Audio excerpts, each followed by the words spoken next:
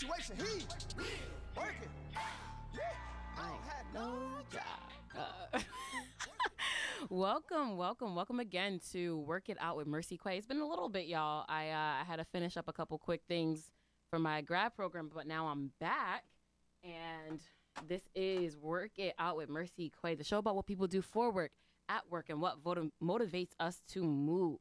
Each week, I'm talking to successful people who have ditched the 9-to-5 to be their own bosses and get a 24/7, or to people who have ditched out of school altogether to carve out their own particular brand of happiness. Consider this your money motivation, your weekly invitation to find what your passion is and figure out how to work it out. Okay. My guest today is Lucas Codognolla. Oh my gosh. I'm so sorry. I'm not even going to No butcher worries. it. Go ahead. Codognolla. Codognolla, who is the executive director of Connecticut Students for a Dream. And I'm going to pass it over to you. I'm really excited to have you on the show today for a lot of reasons. Y'all have had some pretty dope legislative successes over the last couple weeks. Yeah, for sure. This legislative session for you has been really great. So I'm just going to pass it over to you. Tell my audience who you are and what you do. Sure. Thank you so much for having me, Mercy. Yeah, for sure. Again, my name is Lucas Codognolla. I am the executive director of Connecticut Students for a Dream. We are a youth-led statewide network fighting for the rights of undocumented immigrant youth and their families. I myself, I'm originally from Brazil. I came to the U.S. when I was 9 years old. I grew up in Stamford, Connecticut. Now I live in Bridgeport. And growing up as an undocumented young person, I didn't know what my status would mean for me in my life. Right. Until it hit me when I was, a high school student. And I was looking into college, and I wanted to get a driver's license. And so for me, that was when I panicked a little bit. And When you went to go get a driver's license. right, What was right. that, 16? Yeah, when I was 16 and I was in high school, and my best friend was deported and his family was deported when I was in high school, and it was talking about college and going to all of these college fairs and all of that. And it was just a moment that I really freaked out, and I really understood what it meant to be an undocumented young person. Yeah. And with that is when I went to Nora Community College right after high school in 2009. I started getting involved with a couple of social justice groups. And that's where seeds were planted into me, social justice seeds. And I decided to turn this frustration that I had about being an undocumented young person into an activist, right? Nice. And then a community organizer. And coincidentally, there were a couple of undocumented students across the state that wanted to form a group here in Connecticut that was the extension of the DREAM Act movement that was happening across the country. And that's where Connecticut Students for a Dream came from. And and so we started off as a group of college students, all volunteers, and now we're a huge organization, and nonprofit exponentially growing too. For sure. Yeah. The whole staff team, and we've been able to do amazing work through advocacy as well as programming across the state. So let me back up. You have been doing this, by my count, since you were 19. Right? And so you haven't had another job. Yeah, I mean, I've had other jobs. I've worked as an administrative assistant for a construction company. Okay. And I worked as a paralegal, also for an immigration attorney. Oh, nice. For a couple of years, and doing this work. Yeah. So you've been doing this effectively since you graduated from high school, though. Yeah, for sure. And then you've been effectively taking other jobs to finance this work. Right. Exactly. Yeah, because we were volunteers, and this is my passion. Right. But obviously, you got to make money, right, and pay for school and help my family out. So it's I had to make money. So tell us more about what that time was like for you. You have to grind to. I mean, when most of my guests that I bring on the show, they talk about how they are funding their passion with their side. They're funding their side gig, which is their passion, with their main gig. Right. And that's kind of what it sounds like you were doing. So tell us how that works for you. Yeah, I mean, for me, I mean, it was hard. It was really hard because I was also in college, and as an undocumented young person, you don't have access to any sort of financial assistance outside of just some private merit-based scholarships. Right. And so for me, I was working 3 to 4 part-time jobs in order to go to school. Right. And then after I graduated college, I was able to take on one of these more full-time positions, like the paralegal position that I worked in, and then do my activism work on the side, which has been my passion. Right. Yeah. Okay, so now I want to immediately pivot to your legislative win in the last few weeks. Yeah. So tell us about it. Yeah. So Well, actually, let's do this. Tell folks what C4D does, and then we can go and talk about what your legislative win is. Sure. So we have different facets of the work in C4D, right? So we do a lot of community organizing across the state. So just bringing undocumented young people and young people of color together to talk about the issues that are impacting them and their communities. We also have, we do a lot of programming work.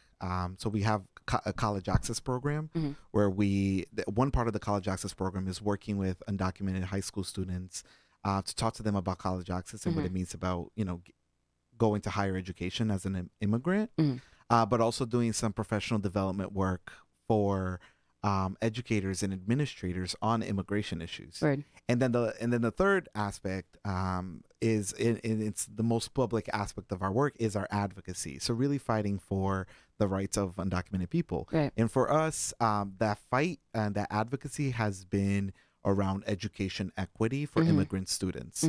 And so when we started in 2010, we were fighting for the Federal Dream Act. Yeah.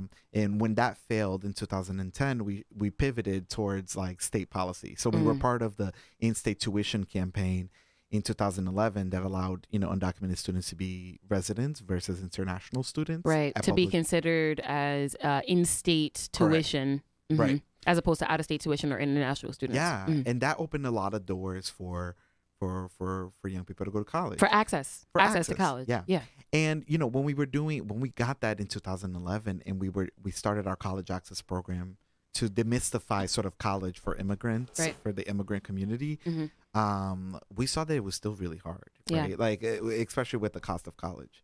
And for us, it was how do we continue this education equity fight into getting more support and more access for young people to go to college. And so for us, that turned into our Afford to Dream campaign, which was we did a lot of research on Connecticut statutes, and we found out that there's a statute that states that a percentage of tuition revenue, so money that students are paying in to school at public universities and colleges, needs to go back to students in the form of need-based aid, so like need-based scholarships. And so everybody is paying into this pot of money, and undocumented students were the only groups of folks who couldn't benefit from access, it. Yep. Right. And so we started this Afford to Dream campaign where we were like, we need to equalize access to this pot of money.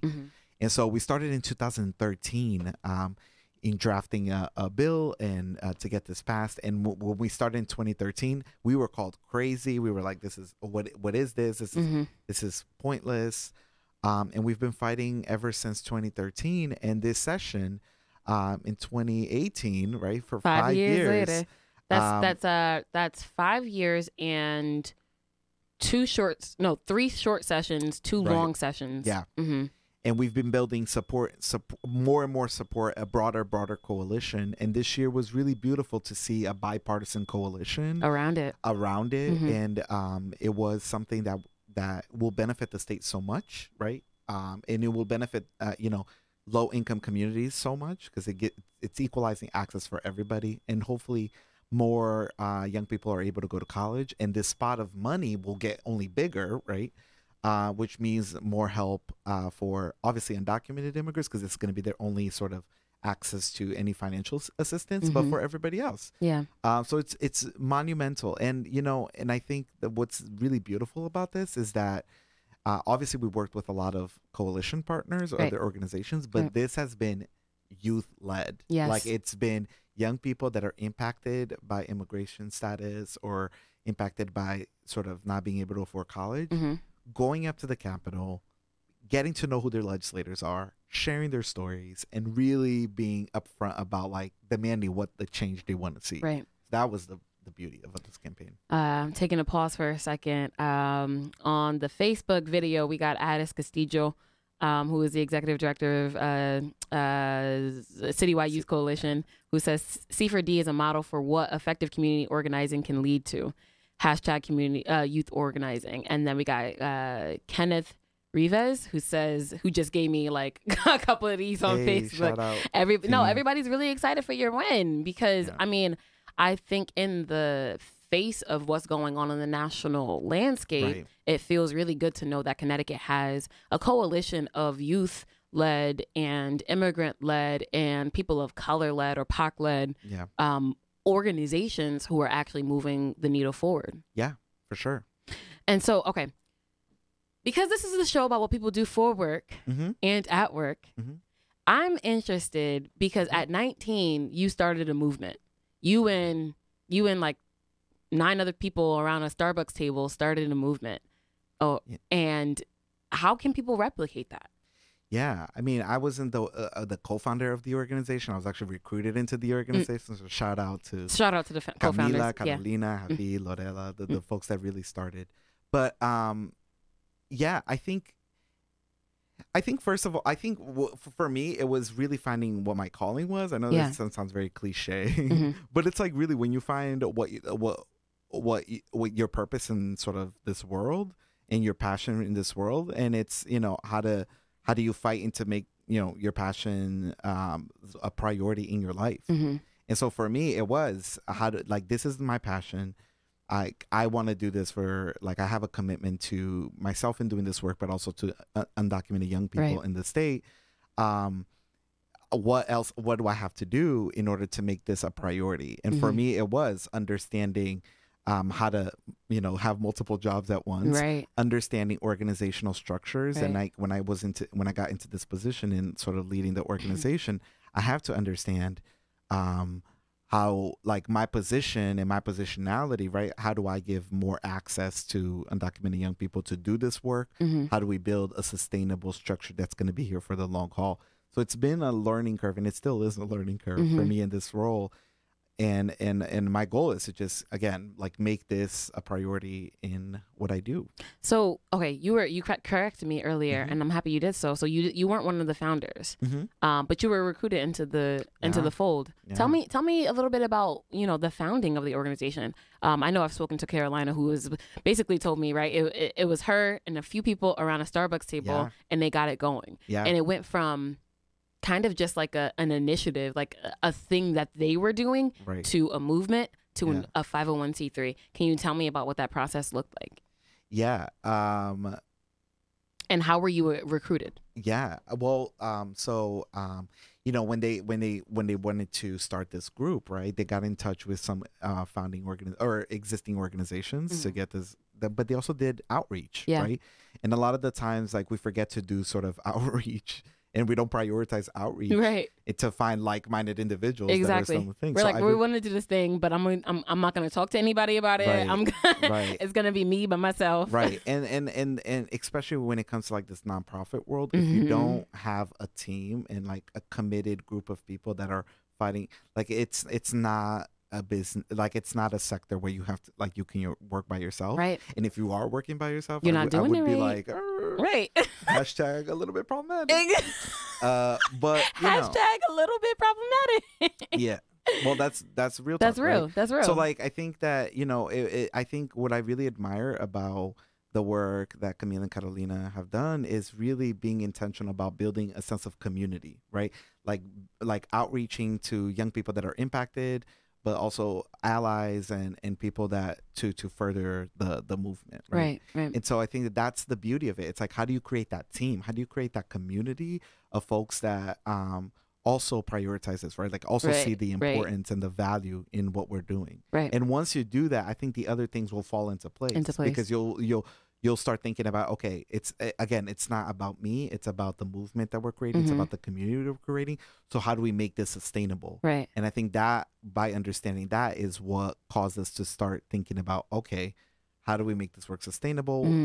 So it's like, okay, what does compensation look like? What does funding look like? How do you... What do benefits look like? Right. Like, all of these things that, you know, especially being young people, we don't have access to talk about those things a lot of times. Right. So for us, even in sort of how we're structured now in the culture that we have in C4D, it's really about how do we like value those things and not perpetuate a lot of like the systems that are out there in sort of the business world, right? And like organizations that continue to oppress people of color, right? And continue to marginalize, but really, you know, we're trying to create an alternative. And that's really hard. Yeah. And we screw up, but and it's a learning process. Right. It's a learning and process. I think, so you are now, you are the organization's executive director. And this is the first time you've ever been anybody's executive director, right? And so what's that learning curve for you to be sort of the face of an organization, to learn all of the facets of managing effectively a business, managing a movement, managing, you know, an advocacy organization, a 501c3, managing a staff? What's that learning curve been like for you? I mean, I'm still in the process, Yeah. right? I think it's like Let you know what I figured it out. Right. I'm probably not gonna figure it out, to be real. No, I think it's been there's, you know, especially for someone in my position, it's been a lot of like self-reflection, because it's not more, it's no longer about me, right? It's not, yes, this role sort of in the general sense, it seems there's a lot of like power dynamics with it. Yeah. And for me, it's really been, how am I aware about these power dynamics, right? Like when I show up as an executive director, there's already inherent like power dynamics that will make that creates like sort of even like biases, right? And it sort of frames or defines the space that you're entering. Yeah. And so I think that there's a lot of like self-reflection that I've had to do in my role. You know what I mean? And you know, my team will tell you, like, I feel like, and hopefully they feel the same, but I've changed a lot in, you know, having this sense of like, I think especially when I got into this role, it was like, oh, I'm responsible to do all these things, right? Like I need to manage this way. Like I have my own sort of understanding of what a manager is. Yeah, exactly. And I'm breaking that down for myself, especially in a social justice organization, right? Right, because like, I think we think of what comes up when we think of managers as sort of white normative. Yeah. Especially in, I mean, I hate to say it, 501c3s and nonprofit spaces is kind of white normative. Yeah. And we have to kind of think about it every single day to break that down. All right, well, is this horizontal structure going to work for us, or should we kind of convert that to is this vertical structure going to work for us, or should we convert that to a horizontal structure? Yeah. And it's difficult, right? And so like I'm always constantly sort of thinking about my positionality, right, as a man, as like a white Latino person in this world, and how I show up and what my relationships look like and the dynamics that I'm bringing onto it. Right. So it's a lot of self-reflection. Yeah. And what's been the easiest thing so far? Having a good team. I think that, you know, a lot of the times I think that folks in this executive, because I've spoken to a lot of the executive directors or like directors, and you put a lot of burden on your back about like the success of the organization is like on your back. You know what I mean? Yeah. And I think that what's beautiful about the team that I have is that I know that everybody is invested in the work. As invested. As invested as I am, you know? And so, you know, like someone's failure is all of our failure, or like someone's success is all of our success in our team. Right. And so I think that's what keeps me grounded, I feel like, too. And even driven. So if you're just listening and you are tuned into Work It Out with Mercy QUAYE, work it out. I was on WNPR on the Colin McEnroe show on Friday, and he was like, how do you say the name of your title? I was like, you have to snap with it, Colin. He was like, how do I snap with it? Is it work it out? I was like, no, Colin, no. And then he admitted and he apologized. He goes, well, I'm white, so it's going to take me a little bit. It is Work It Out with Mercy QUAYE, the show about what people do for work, at work, and what motivates us to move. Streaming live at the New Haven Independent.org and the New Haven Independent's Facebook page, and on 103.5 FM WNHH Community Radio. Today, I have here with me the Executive Director of C4D. Lucas, I want to roll it back because you and I actually met maybe 2 years ago now. We've met a couple times. We didn't even realize that we kept meeting over time. Like, but when you have a shared network in like the social justice space, you might not like recall people, but you realize that you've met several times and you've been in the same space. And I might be butchering this, but the first time I remember meeting you was at the gift training. On organizational development and how to fundraise. Yeah, grassroots fundraising, right. And I remember meeting you and thinking, well, C4D is doing some pretty cool stuff. And just the fact that you're in this space doing this grassroots fundraising thing talks a lot about where the direction of the organization is going. Right. So tell me about what we talked about learning curves as it pertains to you managing, but tell me what the learning curve has been for you to be the face of the organization as it pertains to raising money. Ooh. Yeah. How real can I get? You can get real. All right. Is this one of those shows? You can get real. Listen. Yeah. No, I think it's been really hard. Because I think that it's hard to the philanthropic world, right? I mean, we're talking like my work is a nonprofit organization, right? So like the philanthropic world can be very oppressive and white normative. Yep. And so it's been hard for me to engage in that world as an undocumented young person. Usually the youngest person in the room. Usually, and I'm 27. Usually, the only undocumented person in the room. And like asking for money and stuff like that. I think that especially there's like a stigma with money, right? Yeah. And it's really hard, especially for like I would imagine like communities of color, like for the brown people in the room, it is always awkward to ask people for money. Right. But we got to do it. But we always have to do it. And that's like, that's what I learned in the training. That we met. It was like, how do you break down the stigma between money? Yes. And I'm still trying to do that for myself. But, I think fundraising, it really is about recognizing that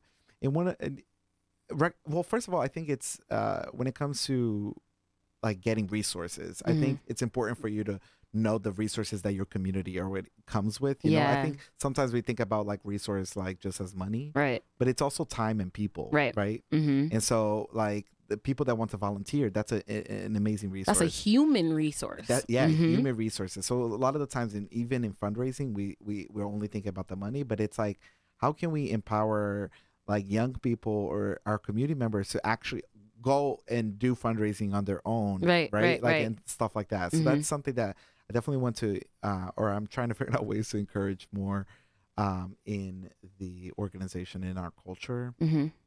And I think one of the things that I think is important and we don't talk about it, like it's also how do we do fundraising like equitably. Like I think it's really important that like especially those like allies, especially white allies, that there's like, oh, how can I help? Like, give me something to do to volunteer. And it's like, no, sometimes we just need your money, right? Like TBH. TBH. So like TBH or GBH, we just kind of need them funds. Right. And I think that's it. So it's really important for like, especially like, we're an organization that is led for and by impacted young people, right? So I think like, for me, it's like, how do I have those conversations with our funding partners, with donors about like what we're doing here is not like, we don't have any sort of sense of like savior complex. Yeah. It's like what we're doing here is like, literally we're doing it to survive and thrive. And so it's, having those conversations, I still have a really hard time. And it's incredibly difficult to sort of have those conversations about, especially in the fundraising realm of it, around white saviorism and like, how do you break that down, especially in the nonprofit industrial complex? Yeah, for sure. Because a lot of people, I mean, it's a feel good, it's a let's say it is an industry that runs on people's feelings. Yeah. And it's sort of about like managing this well and fundraising equitably. Sometimes just about like, how do you ensure that the folks that you are, raising funds from or recruiting as allies or as partners, right, in this work, don't have some sort of like savior complex to them. Has that been something that you've needed to navigate with any sort of grace? Yeah, I think there's been a couple of instances where just like our values didn't align. Yeah. Someone wanted to give us money or give us a grant, and we were like, that's that we're not now, not today. not today. Mhm. Sorry. Or if you take out all the stipulations that you Right. have, then maybe we can. Right. But yeah, I mean, I think that And what sort of stipulations have you run into? just like like program creation, like create this new program or do Oh, this new thing in and it's exchange for right, Mhm. or like here's and I think that there's like this what's the word, sometimes there's like a very small pot of money, but like the reporting requirements and what you're Yeah. expected to do is like just writing the report is like equal to the money that they're giving us. You know what I mean? exactly is oppressive in itself. Right. So it's like, yeah, it's really hard to sort of navigate that world and navigate that world again within our culture and our values. Right. Mhm. We don't want to perpetuate this like systemic oppressions that our people already go through. Right. And so as an organization, it's really important for us to be grounded on our values, even when we do fundraising and they're accepting donations or accepting Word. monies from, whether it be individual donors or foundations that may not be aligned with us. Without having to name a foundation or a donor, what was Mm-hmm. the sort of hardest no you've had to give? That's a tough one. It is. I'm trying to be Diplomatic. yeah, no, the hardest no it was that it was I think especially for an organization, right? There's a lot of logistical and legal bounds that sometimes you have to also consider, and that's the hardest part is saying no, not because we don't want that money or Mhm. because but it's like we don't have the infrastructure in order to manage the money. Oh yeah, And yeah. so that's also really difficult. And just for a little correction, like we're not our own 501c3 yet. We are fiscally Yeah. sponsored. Mhm. So there's a lot of like, when we receive a large donation, right? There needs to be a system to how you're accounting for that money, how that money is being distributed, how that money is being allocated, Mhm. and whether it is for any sort of political activity or not. And I think the hardest recent no that we've had to give was, we had the opportunity where the money would be going specifically for people with like needs, etc. Mhm. But just in terms of we just didn't have the infrastructure in order to make it happen. Yeah. Like yeah. we would need to literally consult with like attorneys In all order of to this pull thing. it off. Yeah. So and then it's like we're wasting not wasting, but But you're we're expending a lot more sort of our resources. for unpromised money. Yeah. So Yeah. that was really difficult, and that's the first instance that I'm coming to mind. It wasn't sort of like the value like a disalignment in values, Mhm. but it was just literally as a young organization growing the way we are, we just don't have the infrastructure support in order to make it happen. To grow as fast as sort of this community wants you to grow. Right. Yeah, that's Mhm. difficult. Yeah. That's it was. difficult. Mhm. So I'm real interested in you as a person and in the work that you're doing with C4D. Mhm. And so I want to bring it back to your freshman year at college. What were you doing? What was your major? I was at Norwalk Community College. I was all over the place. I didn't know what I wanted to do. Mhm. Part of me wanted to do architecture. Oh, Um, you're not But- doing architecture. I mean, you're doing social architecture right but now. listen, when I got into like activism, I was like, I need to understand politics. And Right. So yes. I, went to political science. Okay. But, So yeah. and so when did you make that move? Was that your freshman year? You were all over the place. You thought you wanted to be on the path of architecture. Oh, this was like by the time I got involved. Oh, okay. So Yeah. what, like you went to school in September, and then by December you were like, okay, this is what I got to do. Or by December of the next year. So like my Okay. second year. Okay. Mhm. And so you were like, okay, now I need to invest in political science. And how was that for you? It was really interesting because I would put myself in a lot of the situations that I was learning. Yeah. So like understanding sort of like political discourse, right, and theories, and understanding how government works. For myself, I would be like, oh, so what is the path that, let's say, a Dream Act needs to go through in order for me to benefit from the Dream Act? Or like, oh, this is what, okay, so my representatives and senators, oh, this is what, So you were calculative from the moment. Oh, yeah. So you were like, Yeah. everything you were learning was sort of through the lens of, all right, and this is what this means for the Dream Act, and this is what this means for Dreamers. Yeah, like I kid you not, like when I really became involved, like, and I had my almost like a come to Jesus moment about like, oh, this is what I need to do. It's like, this is my purpose in life. I really reoriented like my mindset, even in sort of my academics, about, okay, this is what I need to learn in order to do what I want to do. Yeah.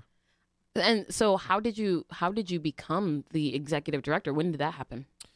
Well, I was lead coordinator first, basically doing executive director duties, but like without without the actual formality. Mm-hmm. I think so. It was there was someone in my position before me, Lorella Praeli, and she transitioned out to the national organization. Oh, okay. And so we needed someone to do this Pick kind up, of work. Yeah. And at first it was co-lead coordinators, myself and Carolina, for a few months, and then I think and then I transitioned into sort of more of the public role. And so that was in 2012, right after like DACA came to be, when President Obama put the DACA program together. And so, and then I officially transitioned sort of into an executive director role in the fall of 2016. Nice. And we're talking about sort of your growing pains. And where do you see the organization going? Because you have this great legislative win. And like when I say people are excited, people are actually excited. Like Twitter storms and blog posts and articles. People are excited. In-state tuition is a big deal, and just like the things that you guys are doing at legislative session is a real big deal. What do you think the next sort of frontier is for you guys? I think my vision has always been creating a movement of empowered and politicized young people. Right. Do you consider yourself a young people still? No. No. I just got my master's. I should be dignified in the way I speak. Do you consider yourself a young person still? Listen, you should see my grammar. No, I mean, yes, at heart. I mean, but just like, no, I also have to, I think, well, yeah, in some cases, like I said, like especially in my role, I'm the youngest person in the room. And so it's like, I'm the young person, right? Yeah, exactly. But in the work that I do, I'm now an adult ally. Ooh, this is really interesting, because it appears to me that, there's this like sort of triage, this navigation that you do a little bit, where it's like you go into rooms where you're the decision maker, you're the executive director, and you are the intermediary between like the older people in the room and the young people that you speak for. And your age is like smack dead in the middle. It's like, listen, I need to be able to speak both of these languages in order to bridge the understanding between both of these stakeholders. Exactly. That's really cool. Yeah. Does it feel that way?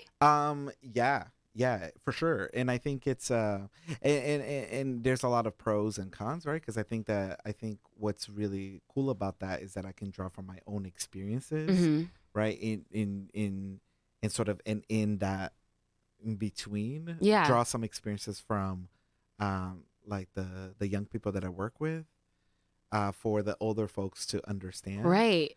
It's like in a scary movie when the kids can see a ghost, but the parents can't see the ghost. Right. That's right. And you're like, yo, they're seeing a ghost. And they're like, well, do I you don't not see it, but these ghosts? Can you trust them? Right. And so and I'm really gracious for, there's a lot of young people in C4D that call me out all the time on like adultism. They check you? Yeah. Yeah, they check me. And that's really good, because then I could use those lessons to check other adults. Right. To check the adultier adults. Yeah. Or even people my age that are engaging with young people, but don't see them as partners. I think for us, I'm in the business of like not belittling young people and Mhm. sort of their lack of like formal education and all of that, but Mhm. really seeing them as partners because they're the ones that are going through all of the things that we're talking about that we want to and we want to advocate change, for, and right? And they should lead us, right? Mhm. We shouldn't be telling them what they need to be fighting for. So I'm trying to do that, and a lot of times for adults is they go straight into like I know what's best for the young right, person. right. And so it's how do we break that down? Because to be honest, you might have a sense, but until you check in with them to see if that's what they want, like you don't know. Because I mean, you and I are a mere 15 years removed from our freshman years of high school. Now that you say that, I guess so. Right. Right. But even with that, right, we can't relate to folks in high school today. Yeah. Right. Like we can listen and we can empower and we can sort of bring the voices and highlight. Right. Yeah. But we can't fully understand through the context of a 15-year-old today what that looks and feels like. Right. So I think there's something cool about C4D's realization of the community organizers common phrase of anything for us without us is against us. Right? Like how can someone in an organization be working on behalf of us without consulting us? Right. And and I think the really interesting thing about where we are in C4D now, when we started, like the oldest person was probably like 23. Oh wow. Right. So like when we started, and so now we're all So you're in an our elder. Right. So like I'm an elder, and this is the first time that we're actually having like real conversations about how our roles change in sort of the organization, but also in the movement. Right. Right. Because we're turning like some of us are in our late 20s, and the roles change. Right. So like no longer should we be the voices in the front or leading these things. Like we need to be coaching. Right. And mentoring younger folks to do the work. Right. So that in itself, there's a lot to break down there because we say we're youth led and we still are. We hope to get to always be youth led, but so the role of us as adult allies change. You and I were speaking to one of your organizers, or one of your youth organizers the other day, and she pointed out to us that you and I are born in the 20th century. Yeah.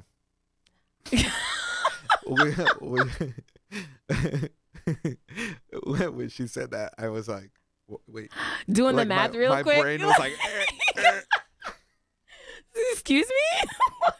I mean, I guess, but that's not even that far away. Right. But that was crazy.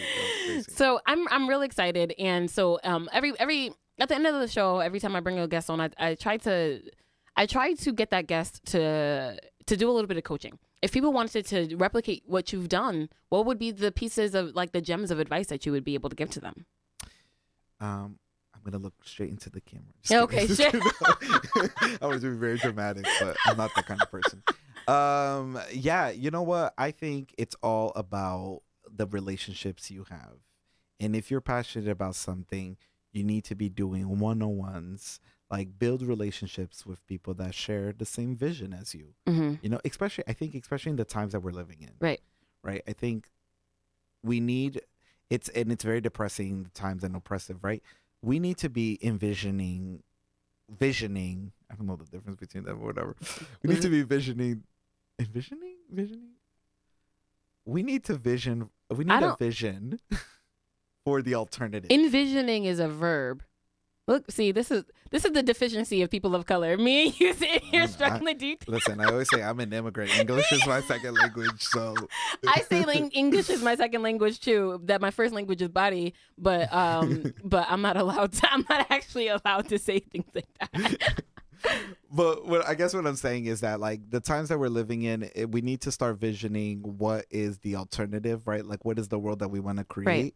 And the beauty with the work that I do is like finding the people that share commitments to that vision or share that vision, and let's build together. Yeah, it's all about movement. Like I'm really like passionate about movement building, and especially this time.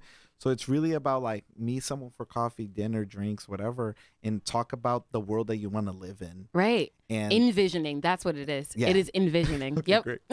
And go on from there. I think once you have like your people, you know, like when you build that community, you could do whatever you want. Because change doesn't happen in isolation. Change Right. needs to happen in coalitions. Yeah, for sure. And you need to be able to bring folks who are like-minded along with you so you can change minds. Yeah. And for me, you know, it's the difference between like activist and organizer. Yeah. You know what I mean? Like I'm in the business of actually creating organizers where people can look behind them and have a bunch of people Right. with them or Right. in front of them. Right. It's not about sort of yourself, right, Mhm. as the individual. Mm-hmm. It's how you yourself as an individual fit into the broader context of a movement or a community. Right. And so what should be, if you had to give people like 3 things that they need to be able to do today? Yeah. What do you like? Think for yourself. Like, do some self-reflection on what is the world that you want to live in, Mhm. like, and what does that look like, Mhm. feel like, taste like, whatever. Mhm.